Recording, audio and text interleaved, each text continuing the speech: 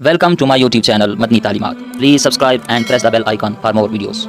अब आपने इस महीने को किस तरह से गुजारना है, कौन से काम आपने इस महीने में करने हैं, वो मैं आपको बताने जा रहा हूँ। आपसे रिक्वेस्ट है ये वीडियो पूरी देखिएगा, ये वीडियो आपके बहुत ज़्यादा काम आएगी और आप इस महीने की जो खुसूसी बरक़ात है ना, जो रहमतें हैं, वो आप हासिल करने में कामयाब हो सकते हैं। बिस्मिल्लाहिर्रहमानिर्रहीम। अस्सलामु अलैकुम वरहमतुल्लाह। मुअज़्ज़ज़ सामीन किराम, माह रजबुल रजब जारी और सारी है। इसके चंद दिन ही अभी गुजरे हैं, तो बहुत सारे इस्लामी भाइयों ने, इस्लामी बहनों ने व्हाट्सएप पर रब्ता किया और वैसे भी कमेंट बॉक्स में ये मसला, ये सवाल दर्ज करते रहे कि इस महीने को किस तरह से गुजारें, कौन सी इबादत इस महीने में करें।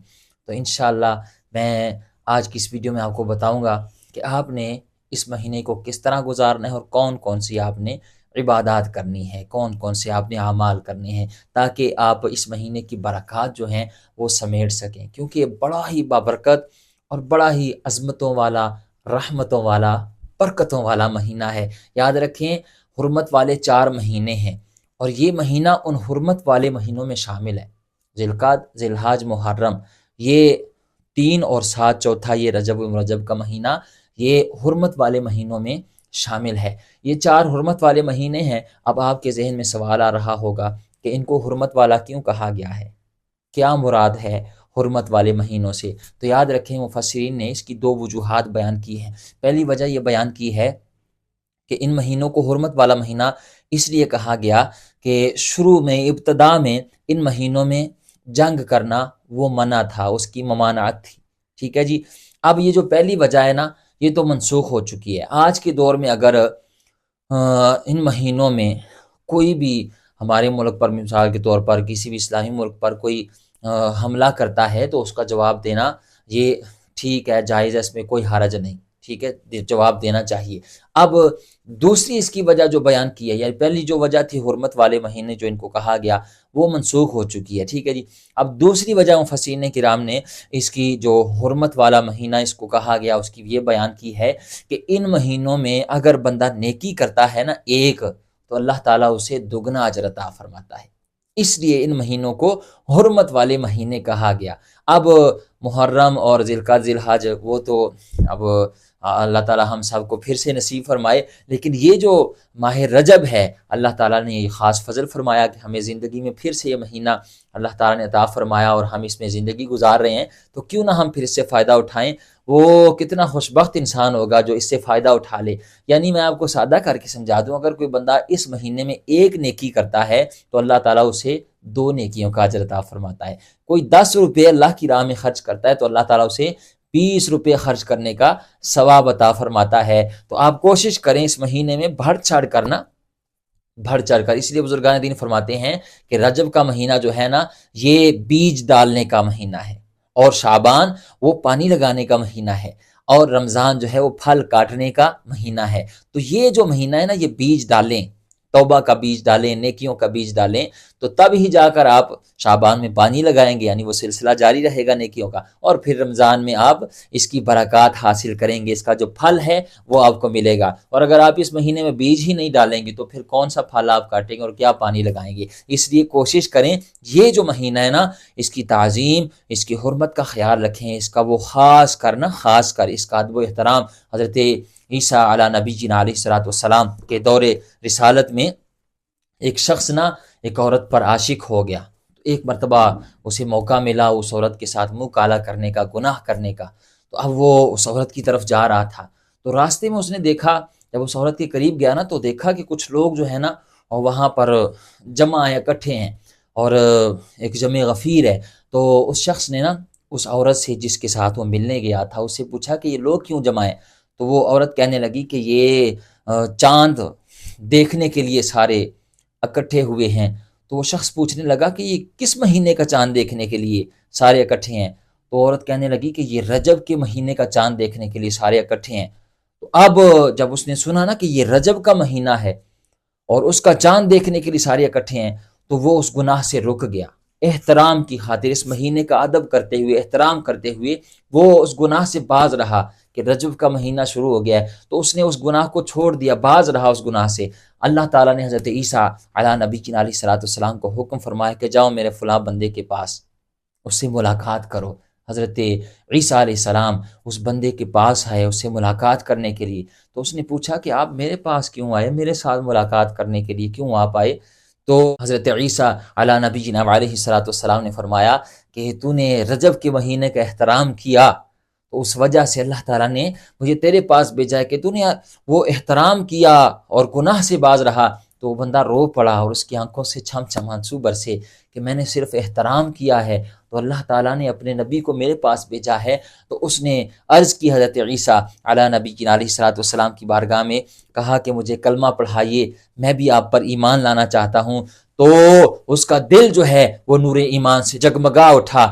تو یاد رکھیں، اگر کوئی غیر مسلم ماہ رجب کا احترام کرتے ہوئے گناہ سے باز رہے اور اس مہینے کا احترام کرے تو اللہ تعالیٰ اسے ایمان کی دولت عطا فرماتا ہے۔ تو کوئی بندہ مومن اگر اس مہینے کا احترام کرے، اس کے ادب کا خیال رکھے، اس میں گناہوں سے باز رہے، کیوں؟ اس کی وجہ یہ ہے، یاد رکھیں، یہ کوئی عام مہینہ نہیں ہے۔ اللہ کے پیارے رسول صلی اللہ تعالیٰ علیہ وآلہ وسلم نے ارشاد فرمایا کہ حدیث شریف کا مفہوم آپ کے سامنے عرض کرنے لگا ہوں کہ ماہ رمضان میری امت کا مہینہ ہے اور شعبان میرا مہینہ ہے، اور ماہ رجب جو ہے یہ اللہ تعالیٰ کا مہینہ ہے۔ تو اس لیے اگر ہم اس نسبت کو ہی دیکھ لیں، ویسے تو سارے ہی مہینے، سارا سال، ہر دن ہی اللہ تعالیٰ کا ہے، لیکن بالخصوص اس مہینے کی وہ نسبت نبی پاک علیہ السلام نے بیان فرمائی کہ یہ رجب الرجب کا مہینہ جو ہے یہ اللہ تعالیٰ کا مہینہ ہے۔ تو ایک بندہ مومن کو چاہیے کہ اس نسبت کا حیا کرتے ہوئے وہ اس مہینے میں توبہ کرے اور پلٹ آئے گناہوں بری زندگی سے، اللہ کی طرف رجوع کرے اور نیکیاں کرے۔ اب آپ نے اس مہینے کو کس طرح سے گزارنا ہے، کون سے کام آپ نے اس مہینے میں کرنے ہیں، وہ میں آپ کو بتانے جا رہا ہوں۔ آپ سے ریکویسٹ ہے یہ ویڈیو پوری دیکھیے گا، یہ ویڈیو آپ کے بہت زیادہ کام آئے گی، اور آپ اس مہینے کی جو خصوصی برکات ہیں نا، جو رحمتیں ہیں، وہ آپ حاصل کرنے میں کامیاب ہو سکتے ہیں۔ سب سے پہلا کام جو آپ نے اس مہینے میں کرنا ہے، میں نے آپ سے پہلے بھی عرض کیا کہ اس مہینے میں ایک نیکی کرنے پر 2 گنا اجر عطا فرمایا جاتا ہے۔ تو کوشش کریں، کسی طرح بھی آپ کو نیکی کرنے کا موقع ملتا ہے نا، کہیں بھی کسی غریب کی مدد کا موقع ملتا ہے، آپ نفلی نماز پڑھنے کا موقع ملتا ہے، آپ کو کسی کے ساتھ، نبی پاک علیہ السلام فرمایا اگر تم مسکرا کے کسی کے ساتھ ملتے نا، مسکرا کے، تو وہ بھی تمہارے لیے صدقہ کرنے کے مترادف ہے، ٹھیک ہے نا، یعنی تمہیں اللہ تعالیٰ صدقہ کرنے کا اجر عطا فرمائے گا۔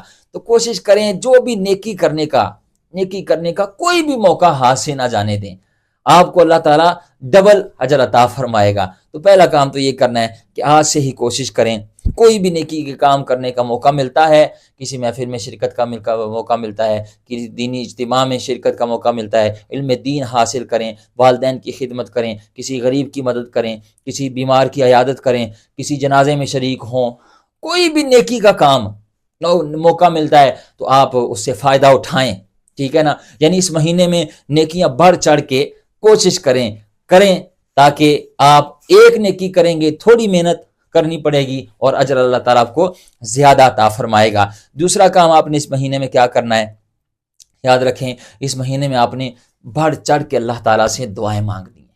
یہ قبولیت، یہ مہینہ دعاؤں کی قبولیت کا مہینہ ہے، اور مانگنی کب ہیں وہ بھی میں آپ کو وقت بتاتا ہوں۔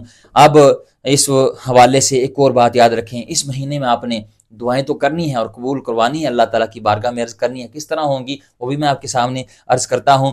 لیکن ایک کام اور جو کرنا ہے آپ نے، وہ آپ نے یہ کرنا ہے کہ اس ماہ مقدس میں آپ کثرت کے ساتھ استغفار کرنا ہے آپ نے، اور یہ حدیث شریف سے ثابت ہے، اس مہینے میں کثرت کے ساتھ استغفار کرو، کثرت کے ساتھ، جب بھی موقع ملے استغفر اللہ واتوب الیہ، استغفر اللہ واتوب الیہ، استغفر اللہ واتوب الیہ، جب بھی موقع ملے استغفر اللہ کہتے رہا کریں، کہتا رہا کہ یا اللہ میں گناہ گار ہوں، یا اللہ میں سیاکار ہوں، یا اللہ میں کمزور ہوں، یا اللہ تو اعلیٰ ہے، یا اللہ تو معاف کرنے والا ہے، یا اللہ تو بخشنے والا ہے، یا اللہ تو رحیم ہے، کریم ہے، تو معاف کر دے۔ بس اپنی زبان کو نا یہ وظیفہ اس پر جاری رکھیں، اس سے وہ تر رکھیں، استغفر اللہ استغفر اللہ استغفر اللہ، یہ کثرت کے ساتھ۔ اور یاد رکھیں استغفار کی جو برکات ہیں، اللہ اکبر، وہ آپ نے سنی ہوں گی علماء کرام سے۔ میں ایک حدیث صرف برکت کے لیے، تاکہ ویڈیو زیادہ لمبی نہ ہو، آپ کے سامنے عرض کرتا ہوں۔ نبی کریم علیہ السلام کی حدیث کا مفہوم ہے، فرمایا جو بندہ استغفار کی کثرت کرتا ہے، اللہ تعالیٰ اسے ٹینشنوں سے، پریشانیوں سے،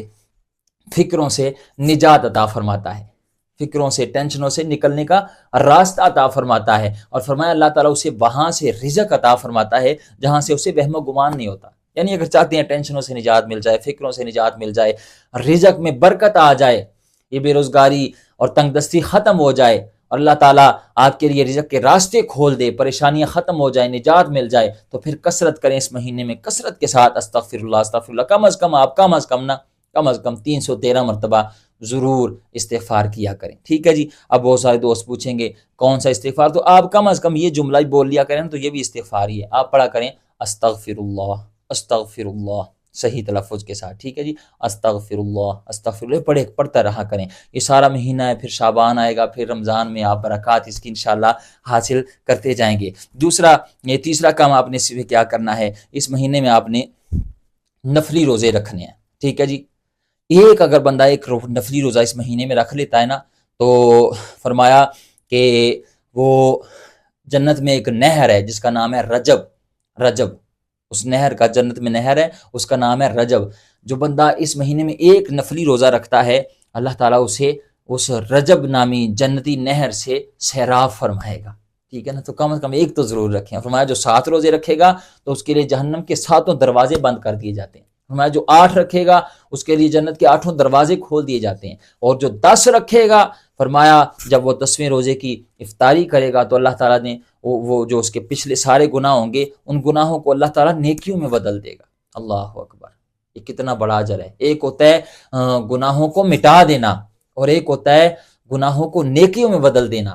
تو یہ رب کا کرم بالائے کرم ہے کہ وہ گناہ مٹاتا نہیں بلکہ گناہوں کو نیکیوں میں بدل دیتا ہے۔ جو بندہ اس مہینے میں 10 روزے رکھتا ہے تو کوشش کریں جتنی بھی سکت ہے، ایک کی سکت ہے ایک رکھ لیں، 7 رکھ سکتے ہیں 7 رکھیں، 8 رکھیں، اور 10 رکھ لیں، جتنی بھی اللہ نے توفیق ہمت دی ہوئی ہے نا، ضرور اس مہینے میں کچھ نہ کچھ روزے ضرور رکھیں، اور روزے سے انشاءاللہ شفا بھی ملے گی، صحت بھی ملے گی، اور معدے کو بھی تھوڑی سی وہ ریسٹ مل جائے گی، اور اللہ تعالیٰ کا فضل بھی آپ حاصل کر سکیں گے۔ تو اس مہینے میں نفلی روزے آپ نے ضرور رکھنے ہیں۔ ایک اور کام آپ نے جو اس مہینے میں کرنا ہے وہ یہ کرنا ہے آپ نے کہ اس مہینے میں آپ نے رات کو قیام ضرور کرنا ہے۔ لمبی راتیں ہیں، آپ اٹھ کے نا رات کو 2 رکعت چاہے کوشش کر کے نا 2 رکعت ہی پڑھ لیا کریں، لیکن 2 رکعت تہجد کی نماز ضرور پڑھا کریں۔ یاد رکھیں جو تہجد کی نماز ہے نا، اس کے فضائل اور اس کی برکات وہ تو بہت زیادہ ہیں۔ جو لوگ پڑھتے ہیں نا تہجد کی نماز، ان سے کبھی بات کر کے پوچھا کریں کہ اس کی کیا برکتیں ہیں۔ اللہ اکبر، بہت زیادہ اس کی برکتیں ہیں۔ جو لوگ تہجد کی نماز پڑھتے ہیں نا، اللہ اکبر، وہ اللہ کا قرب حاصل کرنے والے لوگ ہیں، اور اللہ کی رضا حاصل کرنے والے لوگ ہیں۔ نبی پاک علیہ الصلوۃ والسلام نے فرمایا کہ رمضان کے روزوں کے بعد سب سے افضل روزے ماہ محرم کے روزے ہیں۔ فرمایا فرض نمازوں کے بعد سب سے افضل نماز جو ہے وہ تہجد کی نماز ہے، ٹھیک ہے۔ تو آج کل ویسے بھی سردیاں ہیں، لمبی راتیں ہیں، 7 بجے عشاء کی نماز ہو رہی ہے، ٹھیک ہے۔ آپ اس کے بعد سو جائیں، رات کو 2 بجے آنکھ کھولے، 3 بجے آنکھ کھول جاتی ہے آنکھ، ٹھیک ہے نا۔ اور جو لوگ اہتمام کرتے ہیں، باقاعدہ نیت کر کے سوتے ہیں نا تہجد کی، تو ان کو تو ویسے ہی فرشتے جگا دیتے ہیں، کرم ہو جاتا ہے، ان کی تو آنکھ کھولی جاتی ہے، اللہ تعالیٰ فضل فرماتا ہے نیت خالص ہو تو جو نہیں اٹھتے، جن کا وہ روٹین نہیں ہے، وہ الارم لگا لیں کسی طریقے سے، آپ رات کو نہ اٹھ کے 2 تہجد کے نفل ضرور پڑھا کریں۔ ہو سکے تو 4 پڑھ لیا کریں، 6 8 10 12 تک آپ پڑھ سکتے ہیں، لیکن کم از کم 2 تو ضرور پڑھیں، ٹھیک ہے نا۔ اور پھر دیکھیں کرم کیا ہوتا ہے، پھر اس وقت آپ نے دعا مانگنی ہے، اللہ تعالیٰ کی بارگاہ میں سوال کرنا ہے، یا اللہ کرم فرما، میری پریشانیاں دور فرما، میں مقروض ہوں، قرضے سے رہائی عطا فرما، میں بیمار ہوں، میرا فلاں بیمار ہے، اسے شفا عطا فرما، یا اللہ میں بے اولاد ہوں، مجھے اولاد عطا فرما۔ جو بھی آپ کی نیک جائز دعائیں ہیں، حاجات ہیں، اس وقت آپ اللہ تعالیٰ سے مانگیں تو اللہ تعالیٰ کرم فرمائے گا۔ کیوں؟ نبی پاک علیہ الصلوۃ والسلام فرمایا کہ 3 لوگ ایسے ہیں جن کو اللہ تعالیٰ دیکھ کے اپنی شان کے مطابق مسکراتا ہے۔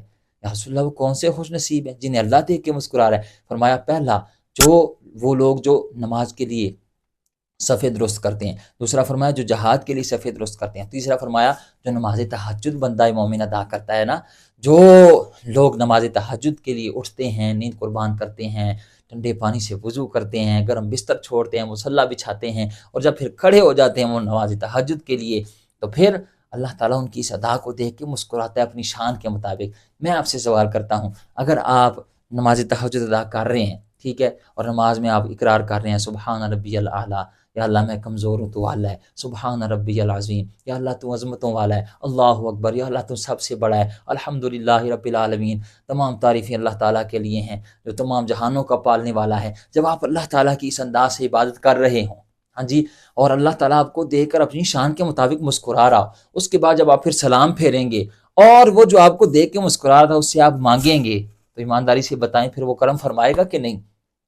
کرم فرمائے گا کہ نہیں؟ اور ویسے بھی یہ مہینے تو ہے ہی برکتوں والے، تو ضرور نا، ضرور، بڑی آسانی ہے، بڑی آسانی ہے، اتنی لمبی راتیں ہیں، آپ آسانی سے اٹھ کے نا تہجد کے نفل پڑھ سکتے ہیں، تو پڑھ کے آپ دعا کیا کریں، کثرت استغفار اور تہجد کی نماز، اور نیکی کا کوئی موقع ملے اور ساتھ درود شریف اور تلاوت قرآن پاک، ٹھیک ہے نا، قرآن پاک روزانہ کوشش کیا کریں، ایک رکوع ہی کیوں نہ ہو، کیونکہ ویسے ایک لفظ پڑھنے پر آپ کو 10 نیکیاں ملیں گی، ہاں جی، اور اس مہینے میں پڑھیں گے تو 20 بھی لیں گی، ہاں جی، تو کوشش کریں کم از کم ایک رکوع، 2 رکوع یا 3 آیات کم از کم، یار کوشش کریں قرآن کھولا کریں، صبح اٹھیں تو قرآن کی زیارت کیا کریں، سورہ یاسین پڑھا کریں، رات کو سورہ ملک پڑھا کریں، سورہ واقعہ پڑھیں، تو قرآن کے ساتھ نا اپنے آپ کو وابستہ کریں، سورہ ملک کی تلاوت کیا کریں نماز مغرب کے بعد، نماز عشاء کے بعد، تو اس کی بے شمار برکات حاصل ہوں گی، اور پھر آپ دیکھیں گے کہ اللہ تعالیٰ آپ کو اس مہینے کی برکات عطا فرمائے گا۔ امید ہے آپ بات سمجھ گئے ہوں گے، اللہ تعالیٰ ہمیں اس بابرکت مہینے کی برکات سے حصہ عطا فرمائے۔ مجھے بھی دعا میں یاد رکھیے گا، اللہ تعالیٰ عمل کی توفیق عطا فرمائے، آمین بجاہ نبی الامین۔